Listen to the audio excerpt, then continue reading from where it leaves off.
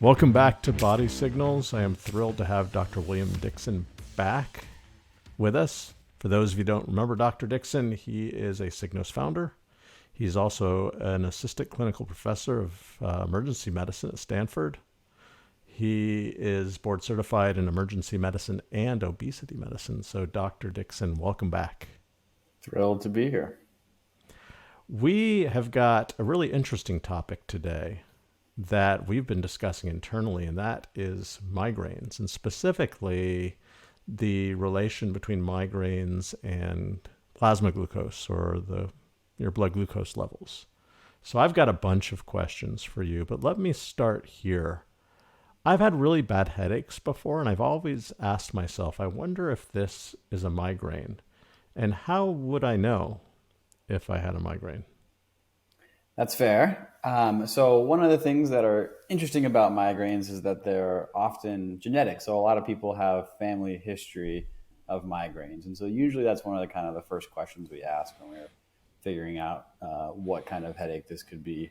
A lot of people with migraines know they have migraines by the time I'm seeing them. So if someone comes to the emergency department with an awful headache and we're starting to ask them some questions about it, a lot of times we get, oh, I have migraines. I'm having a terrible migraine, and the medications that I have at home haven't been effective. So usually it's something that gets kind of figured out a little bit earlier in life because people tend not to evolve into migraines later. So how would we differentiate like a really bad headache I'm having from a migraine? How do I know that that's not a migraine? Yeah. So migraines usually have some other kind of aspect to them as well. So sometimes the quality of the headache. So, tension headaches, maybe more like a frontal headache across your whole, on both sides to the temples. A migraine usually is thought of more with kind of half of your head, maybe a very pulsing headache. A lot of times it's associated with nausea, vomiting. Some people have really bad sensitivities to light or sound or smell. So like certain foods will make people super nauseous while they're having migraines. A lot of people will get worse with physical activity. And then certainly one of the things that we kind of say, okay, well, that definitely sounds like a migraine is if people have, either a prodrome or an aura with their migraine headache, that kind of lets us know that there's probably something more than just like a simple tension headache or other kind of headache. So when you say aura, we're talking like metaphysical kind of horror movie glow around objects kind of thing? Yeah, it's Or, actually one yeah. of my special abilities in the emergency department. People coming with an aura. I say, "Are you looking very green today?" No, it's this idea like that people have a kind of a focal neurological phenomenon that occurs in the around in the hour or so prior to them actually developing the headache. So there's kind of two things. The prodrome would be like in up to 2 days before people might find themselves to be like have mood changes or a little bit more irritability, or some people will get diarrhea or certain food cravings, which is definitely something we'll go over later. And then the actual aura, a lot of people will have maybe some visual changes. So like something called a scintillating scotoma, where part of their vision kind of can be almost like looking through waves or zigzagging lines. And then some people will just lose part of their vision even. Some tingling, some people will even get like actual weakness of certain areas. So it can be really tricky to figure this out, especially for someone who's having this happen for the first time. Yeah, it was the first thing you mentioned. You mentioned something and then auras. I didn't quite catch that. Prodrome, Pro Prodrome. Yeah, prodrome. Prodrome. And what's the definition of prodrome? Because I've never heard that term before. So it's this, the drome would be the period of time where you're having the symptoms. So prodrome is the time before that. And I'm sure it's Greek or something. I actually don't know That's okay. where prodrome or drome comes from. But yeah, so prodrome is like, again, some people will have it a few hours before. Some people will have it up to 2 days before. And so it's this period of time where people have sometimes symptoms that kind of predict the fact that they're going to have a migraine. And that's kind of unique to migraines when it comes to headaches. Certainly tension headaches or, medication rebound headaches or some of the other kind of headaches that we see don't necessarily have any kind of like neurologic symptoms associated with them. So let's say I have one of these headaches and I end up in your ER. What can I expect as a patient? What's going to happen if I, for the first time experiencing these things you're talking about? What can I expect? Sure. So for the first time, certainly migraines can be a really scary experience, especially if you're having associated neurological symptoms. So certainly depending on your age and, family history, et cetera, we'll ask you lots of questions. One of the first things we always have to think about is this reflective of someone having like a stroke or a more severe cause of headache, like a brain hemorrhage, or like blood clot in parts of your brain, or meningitis, or some of these other kind of emergency headaches. So we'll usually run through a list of questions and do a pretty detailed physical exam, neurologic exam. It wouldn't be, especially, we have, if people are having vision loss or these prodromes or auras where they have actual physical weakness, then a lot of times we'll do some kind of brain imaging, like a CT scan or an MRI eventually, to kind of make sure that we're not missing other causes. A lot of emergency medicine is figuring out, not necessarily what the diagnosis is, but what's not the diagnosis in terms of any life or limb threatening things. So certainly if it's the first time migraine and you're having pretty severe symptoms, we would probably do some sort of imaging. Occasionally, procedures like a lumbar puncture to make sure there's no blood or infection. And then potentially having some consultants like a neurologist come and kind of double check our work in the ED if they're available. But again, a lot of the people that I see in the emergency department, which is a lot of headaches, it's 4% or so of all emergency department visits are for headaches. And I see somebody with a migraine or a headache on, essentially every shift. A lot of it we can kind of, just based on the history and the physical and response to treatment, kind of determine if it was a headache that didn't need anything more than just the right medications. So let's say you've ruled out all of these other causes. It's not just a headache. You're pretty sure that I'm coming in with a migraine. Mm-hmm. Are there treatments that I can get at the ER that might alleviate some of these symptoms? Or is this something that maybe isn't worth an emergency room visit?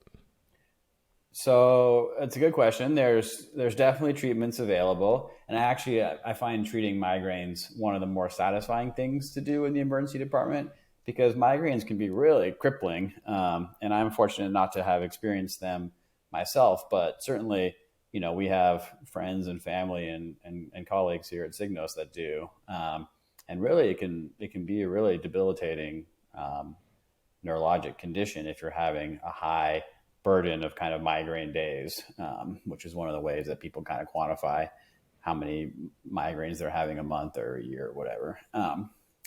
And so there's a lot of stuff you can try at home. And by the time I see them in the emergency department, they've usually tried all these things at home, or for some reason are traveling and it came on quickly and they weren't able to take their medications. But usually even simple things like, ibuprofen or acetaminophen, or sometimes these kind of migraine formulations of those that have maybe some caffeine in them. Caffeine itself, coffee or tea, making sure you're well hydrated, taking naps. A lot of people will be on prescription prophylactic medications, sometimes things like beta blockers. And then there's also these they're called abortive medications. So you take it actually when you're having this prodrome or the aura, a class of medication called triptans. So you're feeling the aura and you can take those. And the idea is that you take it before the headache comes on, and you can actually try to stop the progression of this aura to the actual headache. In the emergency department, we usually put an IV in. We usually give people some fluids via the IV, although that's never really been proven as a effective treatment. But it's kind of something that just, once you have an IV and fluids tend to go in after that. And then also a lot of people, when they're having migraines, are dehydrated. So we also will do things like IV antiemetics, not just when people have nausea and vomiting, but it's actually the way they're kind of they affect neurotransmitters. And so it can help with the actual symptoms of migraines. Similarly, there's a class of medication called antipsychotics, which is always a bit of an unfortunate name because they're useful for many other things. But those can be effective headache medications or migraine medications as well. They can be a little sedating. So usually we hope that people kind of get the medications, take a little nap in the emergency department, and then we, wake them up, check on their symptoms. And if they're much better, we can kind of send them home. There's some other cool stuff. We usually will do like NSAIDs as well, like Toradol, IV, magnesium actually, as an IV medication can be effective.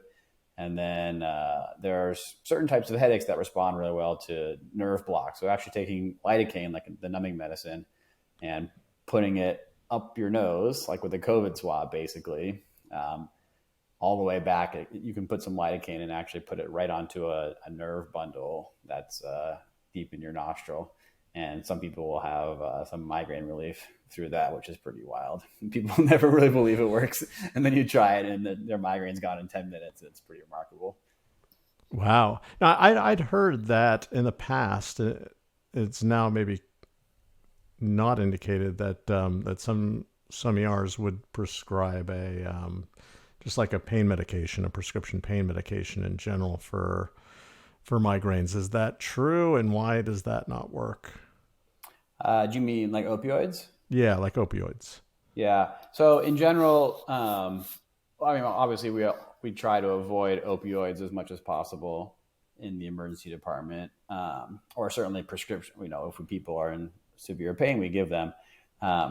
But certainly, outpatient prescriptions for things that are not necessarily going to resolve. So things like chronic pain or migraines, starting people on opioid medications for things that we expect to continue for a long time can be kind of a dangerous path to go down. But they actually don't particularly work that well for migraines or headaches. And we have so many other good options that usually we try to avoid them. The other thing is certainly like withdrawal from those opioid medications can be really problematic in terms of symptoms also. And so that can also trigger migraines to some degree, right? If you're withdrawing, you're dehydrated, you're vomiting. Anyways, you might be more likely to get a migraine again. Got it. So you presented recently at one of our staff meetings and we were talking about migraines. I was unaware that there's different types of migraines. Could you just briefly run through those different types of migraines that people have? Sure. So this is, again, I'm not a neurologist and this is not like my 100%, area of expertise. And so I certainly could be missing some things. But of migraines that I've seen or know about, there's kind of a standard migraine, which is what I described, with usually the prodrome or tends to be kind of on half of your head, this throbbing pain. Some people will have ocular migraine, so that scintillating scotoma that I described, it will that will be their primary symptom actually. So a lot of times you have to have a neurologist or ophthalmologist come help you and make sure there's nothing happening with the eye or the brain itself, because there's some primary eye stuff that can kind of cause vision loss in the same way. And so some people, once they kind of figure that out the first time, they'll be able to say, okay, this is my ocular migraine.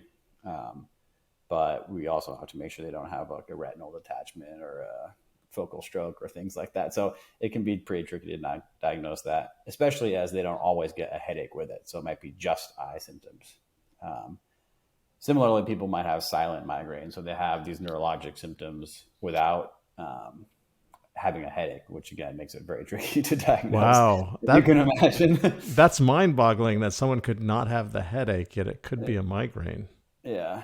And then one of the more remarkable kind of migraine type that I've seen is this hemiplegic migraine where people are like legitimately, paralyzed on half their body from the migraine in a way that really looks like a stroke. And, we've gone down the whole uh, pathway of doing the CT scans and, potentially even mixing up this kind of clot busting medication, the TPA, TNK, before we kind of like are able to get more history. Because with strokes, the sooner you can kind of do something about it, the better. So we really have to act quickly, and it's a pretty hard thing to tease out when someone's having a hemiplegic migraine. I mean, certainly you would treat someone who's a lot older with high stroke risk differently than a 30-year-old with a hemiplegic migraine, but 30-year-olds can have strokes too. So Wow. I'm just curious, how often in your experience have you seen the silent or the hemiplegic strokes?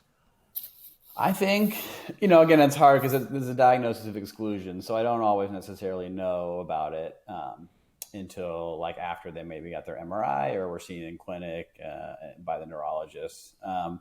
But it's certainly enough that I'm not surprised when it ends up being a diagnosis, especially the Wow. ocular migraines. I feel like I see someone with an ocular migraine maybe once a month. Okay. Got it. So I've heard a lot about triggers.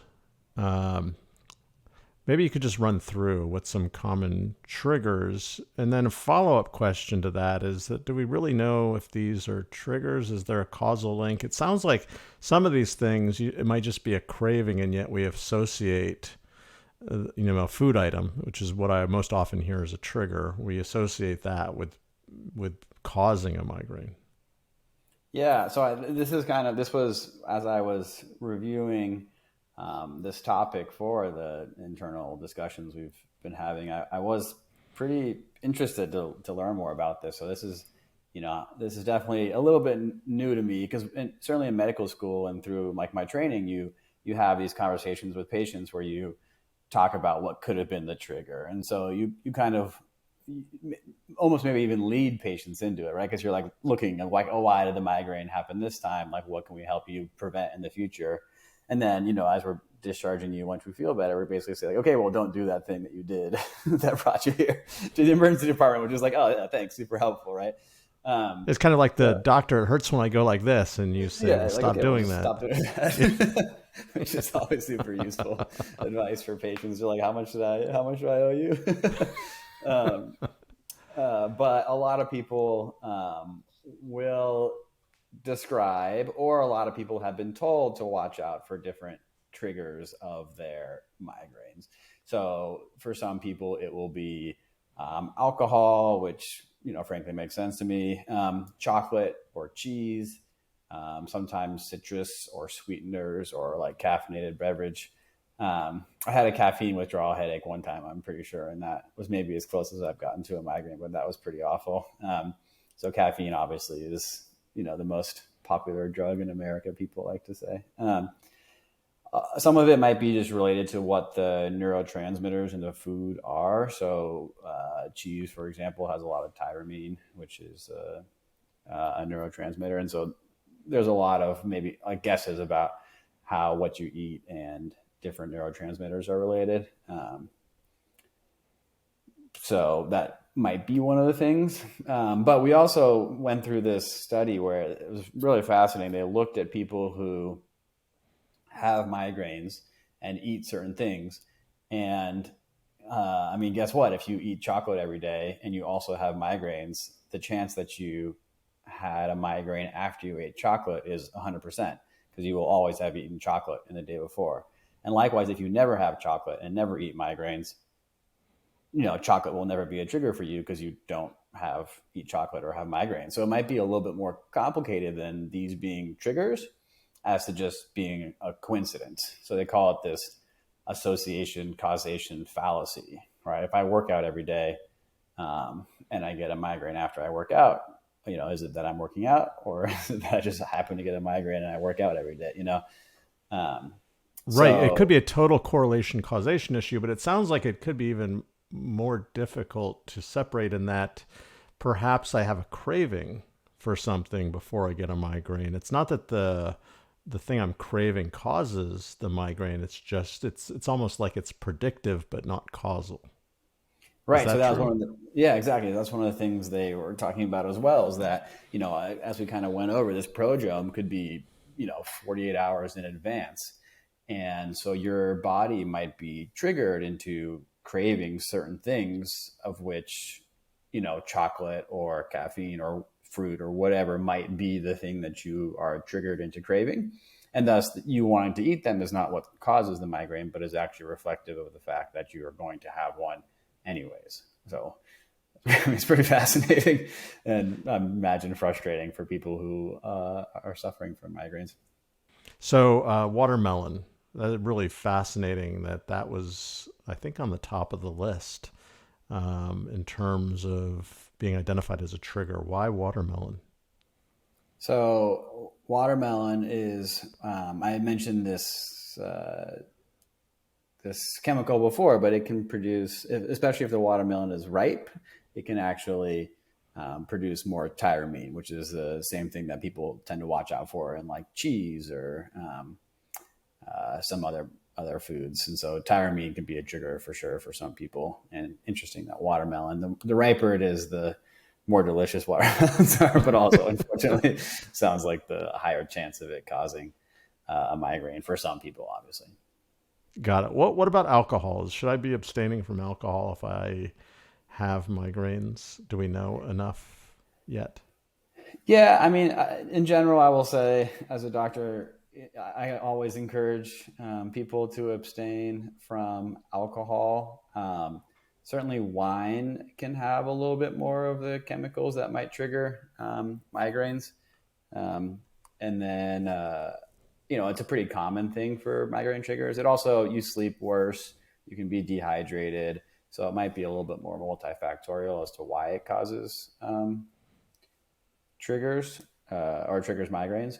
But again, I'm not going to say you can't have a glass of champagne on New Year's or whatever if that's something that you want to do. You just have to weigh the risk and benefits of it's a common migraine trigger for you. Most people would probably just avoid it out of the desire to not have migraines. Right. And of all the alcoholic beverages, wine would be probably the most problematic. I think it does tend to have a little bit more of the kind of chemically active compounds in it that can kind of maybe trigger um, migraines. But I don't know that I'm not a brewer. Okay. I don't know the You may official not know one. the answer to this one, but red or white? Have I any mean, idea? I'm guessing probably red, red but I wine, don't. right? Yeah. Yeah. Yeah. I mean, Okay. so there is, there's classes of medications, these MAOI inhibitors that are mostly they've stopped using, but were used commonly um, for psychiatric conditions. And one of the things that you couldn't have when you were on them was because of the interaction they had with red wine, because it would really increase the amount of neurotransmitters and can cause toxicity actually from the medications. So That's the one medication I've heard on every television disclaimer for a pharmaceutical. Don't take this if you're taking MOI inhibitors. yeah, it's a So pretty good to classic know. kind of board question: is this person's on some medication and they go to a wine and cheese party and then they end up in the emergency department very, very sick? Yeah. Wow. Now I want to get to the question I think a lot of our listeners want to hear about, and that is there a connection between glucose, plasma glucose, and migraines? Yes, and not just plasma glucose, but again, how your body reacts to all of these inputs and stimulus and itself, um, and so if you look at plasma glucose while people are having migraines, in this one study there during migraine with and without aura, their glucose went up by 10 to 15 points kind of spontaneously. And again, this is, is it because you're eating things right before that that triggered a migraine? It's chocolate or watermelon. It could have a high glucose level in it, but it might be Or a could little it bit, be gluconeogenesis? It could be, yeah, or stress, your body yeah. overall stress. One of the kind of potential interactions there is this idea of like local insulin resistance. So if your body is stressed and your brain is kind of under attack, you might have a higher insulin resistance in your body in order to kind of take that glucose that would be maybe used by your muscles or whatever and help it go to your brain so that your brain has a little bit more of this energy. So you might see kind of a peripheral glucose increase, even though your brain is the one that's actually using that glucose, if that makes sense. But if you look at people who have migraines, even in people who are younger, non-obese, non-diabetic, and have normal blood pressure, so a healthy young person, migraine people who suffer from migraines or migraineurs might have higher levels of insulin resistance in general, which is pretty fascinating. And then if you add in people who have metabolic syndrome, which is a kind of a combination of increased weight circumference or BMI, um, higher blood sugar, insulin resistance, high lipids, and high blood pressure. People with migraines and kind of similar other factors versus people with metabolic syndrome without migraines, the people with migraines tended to have worse blood glucose and higher BMI, et cetera. So more into this metabolic syndrome and illness and chronic illness than people who didn't have migraines. So there's a pretty interesting association there. Yeah, absolutely. Before I ask this next question, just want to remind people we did the disclaimer at the beginning of the show, but Dr. Dixon's appearance here is for educational purposes only. If you've got questions about your own glucose and migraines, talk to your healthcare provider. But I'm curious, Doc, if I'm a Signos member, I suffer from migraines. Is there something that I could look at in terms of my glucose data or things that I could do to help alleviate some migraine symptoms? Yeah, absolutely. And the reason kind of this whole topic came up in the first place is that actually we had some members and also some of our employees all found that they were able to decrease their severity and number of migraines just by focusing on glucose control, outside of trying to be healthy in other ways. For some reason, their trigger was swings in glucose.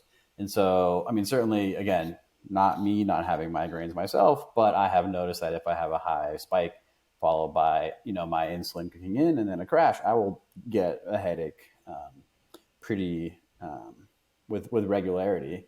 And so some of our members found that if they never went above 140, for example, they just didn't ever trigger a migraine and actually were able to, with the help of their physician, come off a lot of these chronic medications that they've been on, which is just a very cool kind of side effect of trying to manage your glucose levels. One of the long-term treatments for migraines is actually a keto diet. And again, I think keto diets not going to be the topic of this conversation. And for some people, great. And for some people, completely unsustainable. But as far back as like 1930 is the first literature I could find where they talked about using a keto diet to treat migraines was actually pretty reasonable success. And at the time, So, Doc, here's another question for you. And this goes, I think, into the category of our Signos tips and tricks, especially for those power users of Signos. What kind of things can an individual do, a member do that's working with Signos to maybe help their healthcare provider, help them work on a solution for their migraines? oh, that's a great question. We look at, as you look at glucose control and like personalized glucose control, there's so many factors that go into it and that we help you kind of sift through in the Signos app. So if you are doing resistance training one day, that might decrease your glucose over the next 24 hours. And so that might be, you can log that and look back and see, oh, wow, I ate the same thing. And because I did a workout before, my glucose levels were much lower. And then you bring in sleep and hydration and all these things that affect your glucose levels. These are all things that might affect, kind of your chance of having a migraine. The other thing is we have this ability to log food. And then, tag either if you're having symptoms or how you're feeling at a specific time. So a lot of personalized medicine, or this idea of how do you figure out these like kind of N of one, experiments that we talk about, like how do you figure out for you what is going on, and how do you change your life in a way that makes you feel healthier. So you might be able to tag when you're having migraines, and then look back if you're conscientious about logging food, exercise. Was there something I did in the 48 hours that either triggered or were predictive of me having a migraine on this day? And then maybe you could start to put together a bit of a pattern of things to avoid or things to try to make sure that you do in terms of sleep or hydration or activity. Because certainly some evidence shows that physical activity when you're not having a migraine can help prevent migraines. So that might be a really good way of kind of getting all this personalized information and tracking it all, and then being able to maybe kind of do a little bit of self-diagnosis on possible triggers. That is a great piece of advice. And within the Signos app, that I'm glad you said that, because I just want to remind everybody that there is so many advantages to logging things. Log your food. There are ways to enable Apple Health Kits so that you're logging sleep if you use any sleep apps. You also can log your hydration. And then you mentioned something I think is really important, is that's the ability to tag things. So if you do suffer from migraines, tag when you have them, and then you can start going back through your data.